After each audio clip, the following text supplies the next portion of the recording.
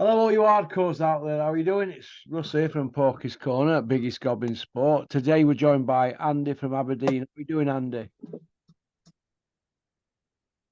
Still can hardly hear you, Russ. Wait a minute. I'll try putting headphones in, see if that'll help.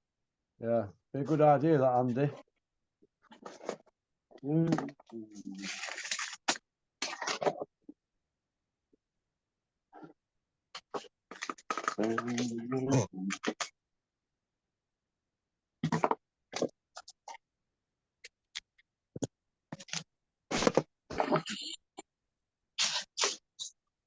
Hello? That better? Oh, yeah, man. I can hear you now. Hear you okay last week? Yeah, I can hear you, mate. Yeah. Yeah, good man. How are you doing? I'm all right. What are you Good, on with? Yeah, I'm just chilling out, listening to a bit of George Harrison here. George Harrison, who's he? Who's he? Beefy Smith's uncle. Is he Beefy Smith? He's a legend. Beefy Smith's real dad. Uncle George. Hey. I'm in retro mode with I've even got my retro salt and shake crisps. Not the old salt and shake, kid. Go on, lad. What are you doing to me now, Andy? Only the best. How's your day been? Fantastic, mate. I got a lot done today. Yeah, I'm happy. A lot done today. Yeah, so did I. On. Sundays are usually boring, aren't they? But I like to do something every day, like nothing good. Bit of T-bar rowing today in gym at office. Aye. Bit of T-bar rowing. I've not done any of that for a bit. What I do, because I ain't got a proper T-bar thing, I just push Olympic bar into corner and I just stick 25 kilo on and just rep out on it, don't you? You don't need to go heavy at my age, do you? Yeah. It's about fitness in it, but I'm trying some of that cross training. I like that. It's like a bit like circuit training, isn't it? Because it's big enough for me, innit? So I enjoy it. I'm left on my own, aren't I? See, so I ain't got kids and dogs. Yeah. It's like a bit of an escape, in it, for me. Fit body, fit mind. Oh yeah, but I'm looking at getting a pool table up there, I think. So God knows what'll happen then, eh? You're a good snooker player, aren't you? I don't like the game of snooker, but I've got wrong temperament to go anywhere at snooker, because I'm no good against anybody who plays safe, because I like to go for them, don't I? But pool, yeah, I'm all right. Pool. Eyes are getting on a bit now, aren't they, Andy? Blind man. You like a pair of Dennis Taylor specs? Yeah, I'm going to ask Kevin, are we all right to have a pool table dropped off up here? Because a few years ago, I nearly had one up there, and it's a long story, but it didn't happen. But I'm thinking of getting one anyway up there. For my dinner hour. Have a game in my dinner hour.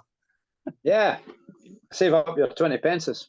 Breaks it up a bit, doesn't it, Andy? That's it, aye. Did you watch the fight? Did you watch the fight then, lad? I did. I got up early and watched it. I went to my bed about, it must have been 12:30. Got up at 4:10. Watched it, went back to bed at 5:45. But you know what I'm going to do in future, Andy? You know what I'm going to do? I'm going to bet with my head and not my heart. You know what I mean? You look at these odds. Well, no odds on Crawford, were there? I always like to. I won 69 quid. I put £3 on round 10 and £3 on round 9. And I think I put a fiver on a draw as well. But in round 7, I'm like, too early. Too early. I was lucky. I won 69 quid out of 3 quid. I was happy with that. What you tend to get, Andy, is a lot of these people, when they're getting to the 30s, if they've been knocking people out, not really like 12-round fighters. I think Crawford's full packaging. He's a 12-round fighter. Can take you out. Well, he was just. I thought I give Spence the first round. You could argue to give him the third round as well, Spence, but just with his work rate. But I thought Crawford was just a way ahead. I'm so composed, and his defence was brilliant. He's got a good chin. He's confident. He's relaxed. He was, and he power punching is awesome. He wasn't wasting anything, was he? His accuracy was pretty impressive, wasn't it? I've seen some on internet earlier. Somebody sent me some of that Towie Essex lot are saying that Conor Benn, aka the Crushinator, could go over to America and do Crawford like Lloyd Honeyghan done. Like Lloyd Honeyghan done Donald Curry. No. Yeah, I mean that's how far removed. This is why I was on Graham Ball and I lost my marbles, you know, because of these casuals. But this is why I'm people like Julian are like, where we're going with this boxing. When you've got people who are friends of Conor Benn's coming out on social media saying, listen, it won't be long before Conor goes over there and does a Lloyd Honeyghan on him. Oh my God. Well, it's the equivalent, isn't it? But Lloyd Honeyghan, when he went over there with British Commonwealth and he'd done European, he'd done all that, hasn't he? Yeah. Ben's not even got a British, has he? 1-0, has he? I mean, if they believe that, send them over, see what happens, and then see what they're saying after that. Because I think he's untouchable at the moment, isn't he? He's just. I mean, I thought that'd be a close fight, but I thought if anything, he could maybe stop him late on, or the points might be a bit controversial. So I thought I'll go for the draw, and picked a couple of rounds late on for a stoppage. But I was happy it came out. But it was a good fight. I was impressed with. Yeah. Spence kept having a go right enough, but he was just getting picked off, wasn't he? It was just going into night. I had it 5-3, 5-2, and one shared. Maybe 5-3 would be about 5-3 going into it last, and then he got done, didn't he? So and there were two knockdowns leading up to the as well. So it was 5 rounds to 3, but technically it were like there were 4 points gap going into that round, wasn't there? Yeah. There was. We needed 9, 10, 11, and 12 just to get a draw in my eyes. Yeah, but that was a good fight for boxing, wasn't it? It's a good fight for boxing. It was a good fight for boxing, and it was what we needed. Tonic. Yeah, my mate. I'll send you the pictures my mate sent me. Oh, I've turned my phone. My mate. Well, he went out there to Vegas and he took some pictures of Al Heyman. We all the guards and that. Like, I've got about 7 photos on my phone. Like, looks like some old bloke with a grey beard, man. Al Heyman. I can't even think what he looks like. He's Harvard educated, isn't he? Right. Yeah. But you definitely enjoyed it then, Andy. I enjoyed it. I watched the Inoue fight earlier in the week, and I thought I could rate him as one of my number one pound for pounds. And then I seen Crawford, and Crawford's every bit as good as Inoue. They're both superb fighters. I was really impressed with him. His jab's amazing. It's just he's punching through the target. It's like a power jab, isn't it? It's just superb, unbelievable. I've got some good videos coming out this next 7-8 days. There's some good videos. I've done some good scripts. We're going in the right direction with the channel now, mixing it up a bit. But my pound for pound list out this week, but Crawford's in it. The NOU's in it. Listen, they're the real deal, aren't they? Oh, superb! Yeah. It's just brilliant. It's just a joy to watch, isn't it? I'm no just their technical ability. I'm no anywhere near the level of brain power that likes of Julian has for the likes of Kent as well. Yeah, and knowledge, but I enjoy watching a good technician. You know, I'm not interested in seeing people getting hurt, but I just love to see just a good fight like that, a good fighter like that. It's just a joy to watch, and that's what it's all about. Well, do you think it's the closest thing we've had to Mayweather? I would say so, yeah. When I look at Mayweather, though, do you remember when he fought General Hernandez? Is it? He fought him, did he, for his first world title? Do you remember? Yeah. In '97. That was impressive, wasn't it? He wasn't even a pro 2 year, was he? Or when he won that? Yeah. Mayweather. There was a few decisions he got later in his career, Mayweather, that I'd say one. There was one decision that I thought he got done in, but he could have gone either way with that Castillo, wasn't it? Yeah, Castillo had a lot of people. He did a rematch, didn't he? Yeah, I mean, I thought Maidana outworked him in that first fight. You know, the first fight he had with Maidana. He beat Maidana clearly in the second fight, I thought, but in the first fight, I thought he was lucky to get that. I thought De La Hoya gave him a run for his money as well. Yeah, but don't forget De La Hoya were at 154. Yeah, he was stepping up, wasn't he? And he was giving away more than a stone on night. But I thought, I thought that could have been a draw, eh? Wouldn't have been a bad. Listen, do you know Oscar De La Hoya? Every time he's had looking decisions. He had a pet. What was that woman called? His pet pet judge. I forgot her name now. Oh yeah. Was it how that? It's a black woman, isn't it? It's a black woman. I think she was a judge in the Ray Mercer in a Hopkins fight. She was a judge in one of Hopkins fight. She's got glass on. Forgot her name. All fans will know. But was she? I think she. What's her name? I think she was a judge in the Ray Mercer Lennox Lewis fight as well. There was a woman judge in that. I think it's the same woman, if I remember right. Well, I might be wrong. He's had a few gift decisions, De La Hoya, but I thought he got jobbed against Vernon Forrest. Yeah, yeah. Did he fight him? Who beat him twice? Was it Shane Mosley? Shane Mosley at Vernon Forrest. Vernon Forrest beat him twice. Yeah. Yeah, I thought one of them. He definitely won one of them. Yeah. I don't know if Shane beat him twice, but I know Vernon Forrest beat him. He's passed away. Yeah, does he get shot or something like that? I think he did. I think he did, yeah, but he was a great fighter. Oh, he was a brilliant fighter, wasn't he? 2 seconds. What do you want, Rocky? What's the matter with you? No penguin. There's no down for penguins. They're all gone. Feeling peckish. Is he feeling peckish? Yeah. Oh, Andy, you fucking cringer. I've got my new T-shirt on as well. Oh, all right, Dave. There's no cringier than a Scotsman with a cringy T-shirt, Andy. Only fools and horses T-shirt. I've got a lot of mates called Dave, so for when I go and visit them. Jesus, you're killing me, Chanley, with these one-liners, Andy. Do me a favour. Pick me up, snotty. Andy, can we talk here without you jumping in on me? Right, Dave Allen against It's Big Freeze. Who wins? Yeah. Does Dave Allen have a charge left in him, or does Frosty the Snowman melt? What do you think?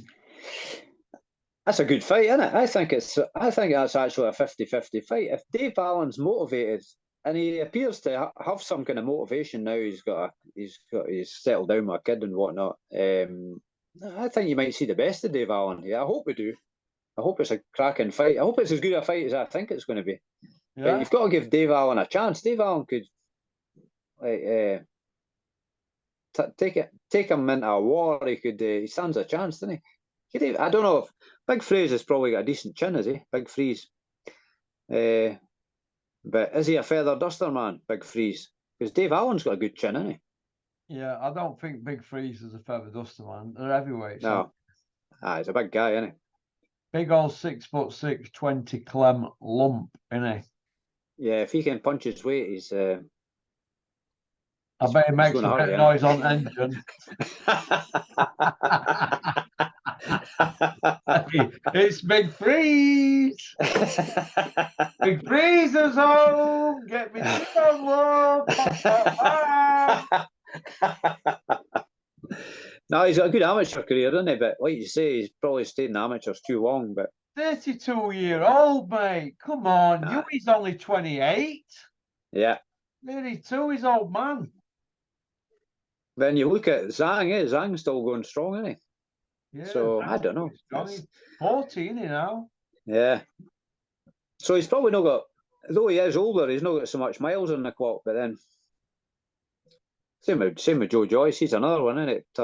That's another interesting fight. See what's going to happen there. But well, listen. You know, if Joe Joyce loses against Zhang, they're going to put him in with Dubar after Usyk's dusted him, and they're going to have a second fight. That's what will happen there. And Bricktop will be saying, winner of this is back in mix. I'll get you back in Atkins and all that nonsense. Look, nobody wants to see Joyce Dubar again. Nobody wants to see it. I don't want to see that again. Nah. It's Groundhog Day, innit? Them two are going at it. Groundhog. Just be the same again, eh? Well, what it is, like, how they're going to sell fight? Because pair of them are about as exciting as a plank of wood, aren't they? Well, you've got one big triple don't talk. Dubar, he's a mute. He's a big dummy, isn't he? They're not going to generate any fireworks in the build-up, are they? Fireworks? My There'll be God. none of that, eh? Did you Damn see squid. Tang and Joe Joyce trying to sell that fight? Hey? That's a good fight, though, Zhang and Joe Joyce, the rematch. I think that's there's two ways you can look at it. That could look exactly the same as what happened again, but I don't understand why nobody's asking Joyce about his corner, because his corner were nowhere on the swelling when the swelling started. They just let it swell up. I couldn't believe that. Not an end swelling site. That was nobody's mentioned that. You know, any of the IFL. Let me just check him out for a leak, Andy. Just give me your top 5 pound for pound. 2 seconds, because I don't need pissing on bed. Come on, out. Come on. Don't you want out? You want to go out? You want to stop in? What are you doing to me, Rocky? Come on. Yeah, you were saying. What are you doing, man? Top 5 pound for pound, I would have to be Crawford, Inoue, Usyk. Who could be after that? Better beef, I would say, and maybe Canelo. I don't know. I think Canelo's on the slide. I think he's on the slide. I don't think you could have him in your top. Well, any top 5, you've got to have Crawford in there, Usyk, Beterbiev, I know you, and Gervonta Davis, 29 and 0. Gervonta Davis, yeah. Thank Davis. That's 27 by way of. Yeah. Any in that order, in it really, because it's subjective, isn't it? But yeah. Hey, did I ever tell you that the Cobra were in pound for pound list? What's his pound for pound list? Or was he in it? I think you were number 5. If you go on Wikipedia, I think it says number 5 in Ring Magazine or number 6. It's 5 or 6, Box Rec or Ring Mag. I've got Ring Mag there, but it's in a frame with the full mag. And I don't want right. It's taped at the back. But I think it's number 5 or number 6 pound for pound in Ring Magazine, which is like a big thing, isn't it? Well deserved, isn't it? Well deserved. Like I think Ward went at number 1 at the time, and India and Thrott's number 5 or 6. Who else were in? I think. Trying to think who else were in at the time. Canelo, I think he were in it. But it's like I say, it's going back 9 years, isn't it? Now it seems like a lifetime ago, doesn't it? I know. I used to buy Ring Magazine back in the day. Ring Magazine, Boxing News, Boxing Monthly. I used to buy them regular every month and every week, but that's a long time ago now. Oh God, yeah.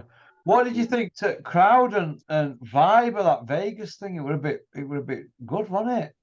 Yeah, it was looked lively anyway, didn't it? Big crowd. Showing Brits how to do it, aren't they? Do you think? Yeah, I think that was a good production, wasn't it? Yeah. What do you think to boxing we're putting on in country at the moment compared to Americans? Shambles, eh? I mean, what have you got there? Misfits and that kingpin nonsense, and it's just disappointing. It's taking boxing into the sewer for me. That it's. Tommy Fury against KSI. KSI, that's another disappointing fight, isn't it? But it's that he'll be stuck in that. Do you know what upsets me, Andy, more than anything? You've got these people, and they know that they're sticking a knife into the sport. The Tommy Furies of this world, Tyson, his brother, stepbrother, whatever, fighting on Garno, Tommy and KSI. You've got Davey Day trying to make fights, misfit fights. Calla, he's involved, isn't he? The list is endless. Spencer Oliver started it all off with KSI, didn't he? If you remember. Yeah. Now we've got all this, but yet they all want to make a living out of boxing and have a little bit of a dig about misfits. Eddie Hearn were involved at the beginning. Now he's had his nose shoved out. They all want to have a little dig, don't they? Frank Warren were having a dig, wasn't he, about it all? Now he's got his noses in the trough, and everything's all right for him to do it now. So they've all shown the true colours. The whole lot of them, you couldn't trust them as look at them. Right? It's all about money and greed. They're telling lies non-stop. Frank Warren looks like he's going to have an heart attack every time he's in. Did you know? I can't say the names on it. I only just found out it last hour. There's people that are not going to be given access to Bricktop again for questions they've been asking it last few weeks. And you know who you've barred, don't you, Bricktop? You know it'll come out in the next few days, hopefully. He knows who he's barred. Why are we not allowed to ask him anything now? Are they so aloof that you can't ask them? And when you get into an argument with him like Adam Cattrall did, well, not an argument, it was like a proper professional debate. He turned around and said, "We're in the business of putting events on. All bricks up with a dead against event." That's it. It's hypocritical, really, isn't it? Hypocritical like you could never, ever, ever imagine, mate. And they've all. I mean, he's got colours. I'm kind of speechless. He should. Why does he know what to answer questions? People are asking him valid questions because Adam Carroll, I thought, was doing a great job there, but you might not see him on Talk Sport again. Well, you might not see last night with somebody doing a breakdown about the Conor Benn situation, which I want to talk to you now. How do you think that's gone, Andy? That's another shambles, isn't it? Where's the facts? Where's all the facts about it? Why is nobody getting to know the facts? And if is the board going to give him a license? So that's another question, isn't it? He hasn't got a license, has he? Well, this is how I look at it, right? They've rubbed everybody up the wrong way, right? And you get karma in life, don't you? It comes back to bite you in the arse. Now, Conor Benn, he's getting all that. Eating seats. Range Rover, Aston Martin, Bentleys, Coolers, big houses, big watches. And no income. He's going on about all that, right? And he's not won a belt. He's won hee-haw, is he? He's not won anything, right? And we've got all this. He's tipped the sport upside down. They've thrown that much doubt into drug testing now. Yeah. Through their money and people behind them as scientists and this and that. They've thrown that much doubt into around the sport that they're saying the testing's all messed up. But let me tell you this, there's all that doubt gone all over the place. But when all's said and done, he failed 2 tests in the space of 90 days for a masking agent that hides the fact that he'd been using steroids, right? They didn't catch him for steroids, they got him for masking agent. And considering what they were doing with the fight, draining a guy down to a weight he'd not been at for 16 years, right? Terrible. Covering up the first test, admitting it, and then trying to cover the second one up, then trying to get the fight on, and then not telling fans and selling it in fight week. They all stink around it. Stinky bastards. The whole stink around it has left a bad taste in my mouth. And that's why I think they're going to get screwed. Right? And if they don't get screwed, British fans will vote with their feet. Because are you telling me the general British public are going to want to watch him? Because let me tell you this, British fans, we don't like cheats in Britain. We like things to be done right. And they've gone about it, and that's wrong. What they've done, let me tell you, wrong. So are you telling me that the board are going to roll over? Because if the board roll over, there ain't no boxing no more. There's no sport. What will it do to testing? Listen, Roberto Smith, I can't stand him, but do you know what? He's in a really tight spot here, you know. Because if this goes bad for him, he is out on his ear roll. He's out. He's gone. And if it goes bad for Ben, Eddie Hearn just loses a fighter. But if it goes bad for Smith, well, we lose the sport, don't we? Because they're going to get to come and clean this mess up now. And if they don't clean this up, the next man that fails a test is going to say, no, I'm not having that. I'm not having that. I'm not having that. And so this is why we need to see all this paperwork and this famous dossier. We need to see it and say, well, show us, Conor, where everything's wrong. Show us. So we can say to testing people it's wrong. But they're not showing us. All they're doing is giving what they're doing, Andy, at the moment. Sorry for waffling, but they're playing a game, a show and tell. They're telling us everything, but they're showing us nothing. So, and basically they've dragged boxing into the sewer. And it's only going to come out the sewer if the board stands strong. And should be a standardised procedure, no matter who it is or who their promoter is. If somebody fails a test, there should be a procedure where you get banned, or whatever the ban is, depending on what it was or what circumstances are. But there needs to be a standardised procedure. Otherwise, it's just a joke, just a mockery of the whole thing, isn't it? It's just if he gets tragic. A 2-year backdated, he can fight in April. I'm all right with that, mate. A 2-year backdated. Let him fight in April. Don't give him a date October. Park him up another 6 months. Then he's had 2 years of it, hasn't he? I think I could be all right with him and get behind him then. What they'll do then for next 6 months, Yeah. they'll fire him round all schools, won't they? No, just say Just no. saying. We're doing a Zammo, won't he, off Grange Hill? People, the fight fans will probably, well, maybe not forgive him, but they'll let him away with it if he got a 2-year backdated ban, wouldn't they? People wouldn't be, but if he doesn't get a ban, it's just and it's just so annoying, isn't it? It's just what can you say? What can you say, mate? But what happens? What happens when he starts fighting again and he fails again another test? If they're saying there was some excuse about, oh, it's just the way his body deals with things or something, well, his body's not going to change, is it? So if he fails for that again, what happens then? Well, nobody's going to take him on. If Tyson Fury or Canelo, if they fail again, who's going to take them on? No, that's it. They'll be seen as serial drug cheats, wouldn't they? Once you've got a TV company behind you, right, you generate big fees for these fights and big gates, and them sanctioning bodies, they take 3% of that gate. You understand that? So if you're taking 10 million on the night, they're going to take away what? Well, 10% of that's $1 million. They're going to take 300 grand, aren't they? They're all in the gravy train, aren't they? Yeah. If they're taking £300,000 on that night for that belt going out there because it's generated 10 million or whatever, they're going to be happy with that. They're not going to want to say, well, we'll get rid of that guy then. And what we'll do, we'll let the number 1 and the number 2 fight for the vacant belt. The number 1 might have 50 fans. The number 2 might have 1,000 fans. They're not going to generate millions, are they? So they're not going. It's not going to be worth It's not going to be worth them taking the belt off the champion, is it, for drug issues, to put it to somebody else to fight for who ain't going to follow him. So they're going to try and do the best that they can. The WBC have been whores. Mauricio Sullivan, you are a whore, a prostitute, a slag.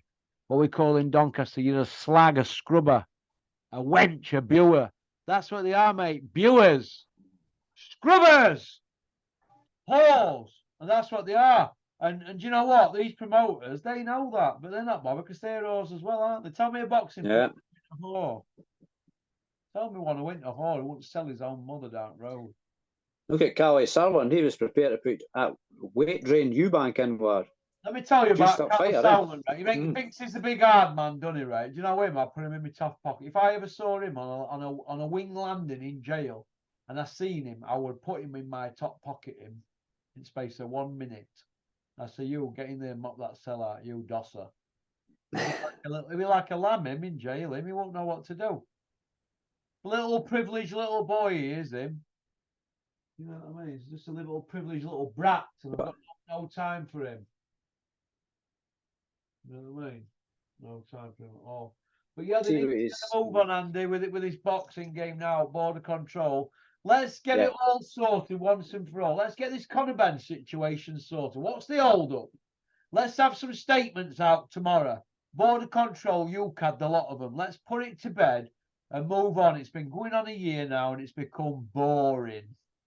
They keep kicking the can down the road, don't they? That's just time wasting, messing about, don't they? But who's it Ben's threatening to sue? Is he not threatening to sue somebody for 8 million? Yeah, all of them at loss of earnings and what, aren't they? Crack on with it then, but how can you do anything when we haven't got completion of your case? The jumping gun again, aren't they? They've already jumped the gun. They put a statement out. What I noticed, they put that statement out on Matchroom Boxing. Why didn't they do it on IFL? Yeah, it's the same thing, is it no? Hey. That's the same thing, is it no? Matchroom and IFL, it's all. Well, IFL basically are in-house guys for Matchroom, aren't they? Basically, we know. Yeah. So it's going to be interesting to see what happens moving sideways. But what ban do you think he'll get, Andy? I think he needs to get a 2-year back date, doesn't he? That's the least he should get.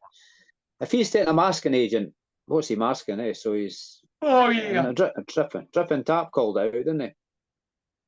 He called it out. Good at that dripping tap's good at one thing: spotting people who've been taking performance enhancing drugs and piling money up. That's all he's good for, piling money up. He's not good. He's no good at all else. Ah.